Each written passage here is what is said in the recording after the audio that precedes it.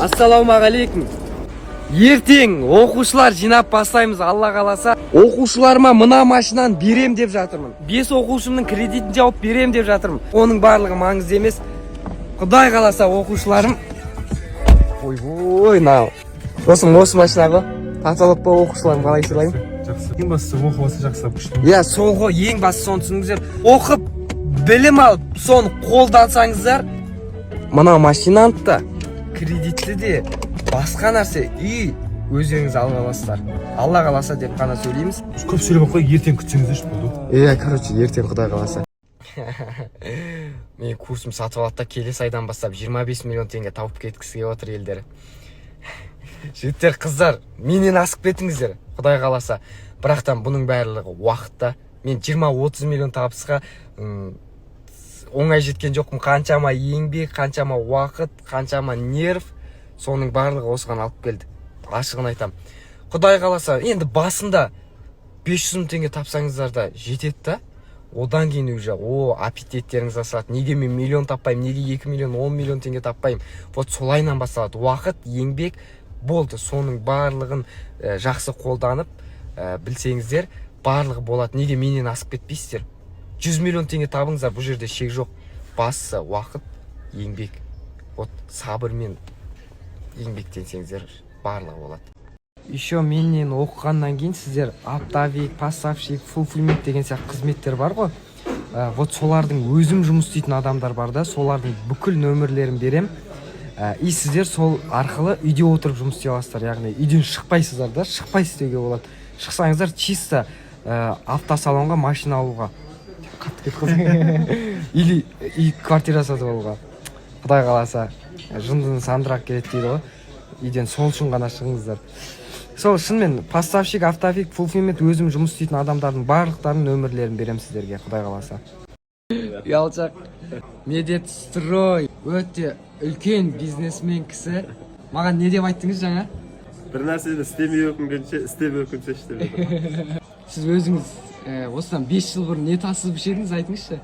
5 жыл емес, 8 жыл бұрын. 8 жыл бұрын? Грузчик болғанбыз, Грузчик, ана мусор жайлышы? Бұл мотивацияның көкесі ғой бұл ағамыз. 8 жыл бұрын мусор тасыған грузчик болған, өзінің кәсібін ашып, қазір үлкен кәсіпкер енді. Айта алмаймын мен, байлығы енді. Айтып жатыр, істемей өкінгенше, істеп өкінсеңдер істеп. Бірақ менікінде өкінбейді братан.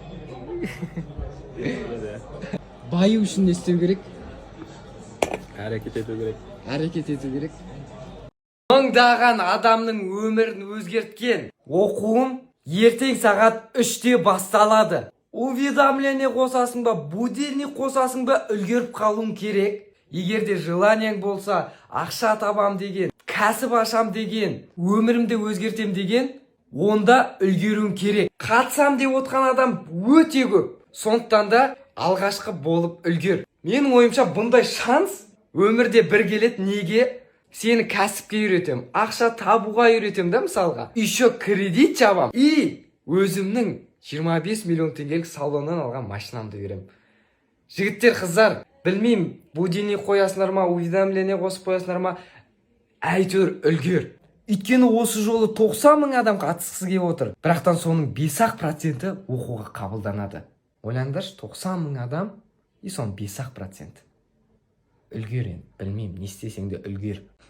Оқу барысында уже ақша тауып бастасақ болама дейді. Конечно, көрсетсем де болады. Менің алдыңғы оқушыларым мыңдағаны осылай оқу барысында бастағандар бар. Біреулер оқу до конца бітіреді, сосын бастайды, барлығын үйреніп алып. Ол уже өздеріңізге байланысты. Сосын оқу сіздерде 3 ай тұрады. 3 ай любой кезде бастай аласыздар. Және де барлығын қоятын сұрағы с нуля бастауға болама. Конечно, с нуля дымсыз бастауға болады. Мына өтірік айтады, қашып кетеді. Менің бұрынғы оқушыларым бар, миллиондап тауып жүргенше. Бір қыз бар, 32 миллион теңге 6 айда оборот жасаған. Түспер десе, уақытым жоқ дейді. Скрин жібере салайыншы дейді. Көпсі сөйтеді. И не болмаса ұялады да. Сен де сөйтіп қашып жүресің, 10 миллион теңге тапсаң. Негіз адамды ақша өзгертіп жібереді. Дархан аға деп үйретші деп келген адамдар ертең брат, қалайсың, родной дейді ғой, короче, маған сөйтіп сөйлеп кетеді, нормальный ақша тауып. әйтеуір тапсаң тап, қуанам ғой. Видеома түсіп берсең болды мен. Молодец. Негізі жігіттер қыздар бір серьезный әңгіме айтайықшы. Бұрында сауда қалай жүретін еді? Мен өзім қаншама жыл саудада болдым ғой. Бұрында место аласың. Ол местаны товарға толтырасың. Еще ол товарың өтсе жақсы. Өтіп жатқан өзінде де кішкентай копейкаға жұмыс істейсің да.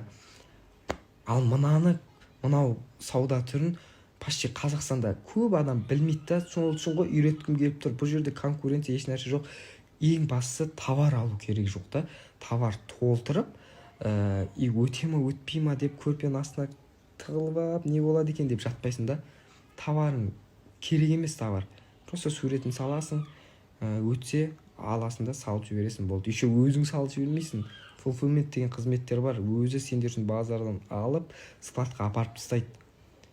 Қаншама адам білмейді. Бұның бәрін мен толықтай түсіндіре алмаймын да. Не үшін сабақ ашып отырмын, соның барлығын түсіндіріп үйрету үшін ғой. Негізі ойланып қарадым да бүйтіп.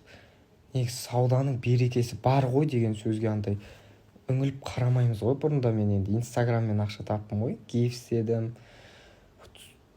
Ойланып қараймын да, сол гифтің ақшалар қалай былай жартылып кетті да. Осы қалай саудаға келдім.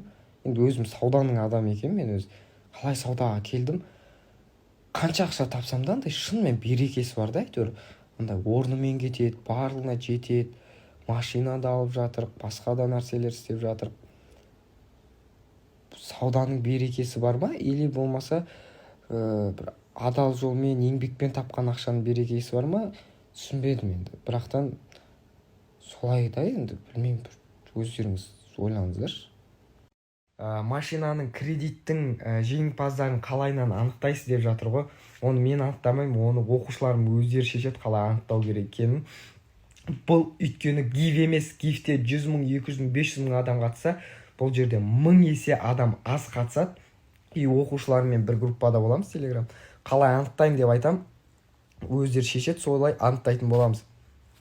Бірақ та бір нәрсе, осы тегін машина алам, кредитімді дархан жауап береді деп келмеңіздер оқуыма. Бұндай ойлайтын адамдар жеңілдің үстімен, ауырдың астымен жүргісі келеді дейді ғой. Вот сондай адамдар маған вообще керек емес. Шын ниетімен келіп мен жұмыс істеймін, ақша табам, кредитімді өзіме жауып алам, құрсын машинасын да өзіме қалып алам. Бірақ жұмыс берші, маған күрек берші, өзім қазам ақшаны дейтін адамдар керек. Сөйтіп келіңіздер, шынымен барлығын көрсем, вот сондай адамдар Құдай қаласа жетістікке жетесіздер. Бірге жетеміз деп айтайыншы.